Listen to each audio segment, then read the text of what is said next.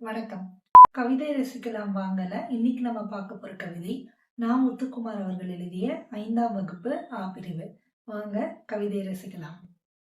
மழை பெய்யா நாட்களிலும் மஞ்சள் குடையோடு வரும் திலகவதி டீச்சர்.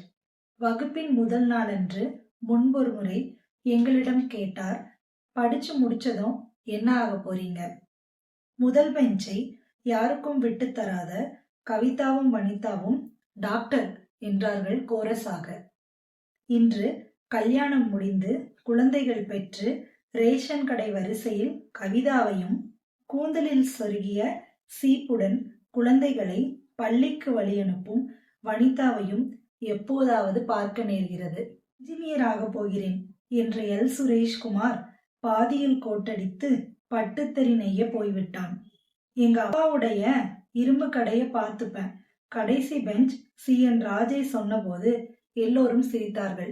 இன்று அவன் நியூ ஜெர்சியில் மருத்துவராக பணியாற்றிக் கொண்டே நுண் உயிரியலை ஆராய்கிறான். பிளைட் ஓட்டுவேன் என்று சொல்லி ஆச்சரியங்களில் எங்களை தள்ளிய அகஸ்டின் செல்லபாபு டிஎன்பிஎஸ்சி எழுதி கடைநிலை ஊழியனானான். அணுசக்தி விஞ்ஞானியாவேன் என்ற நான் ஆனா ஆவண்ணா எழுதி கொண்டிருக்கின்றேன்.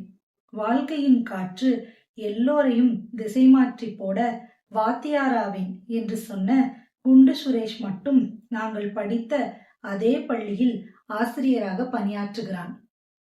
நினைச்ச வேலையை செய்யற, எப்படி இருக்கு மாப்பிள்ள என்றேன்.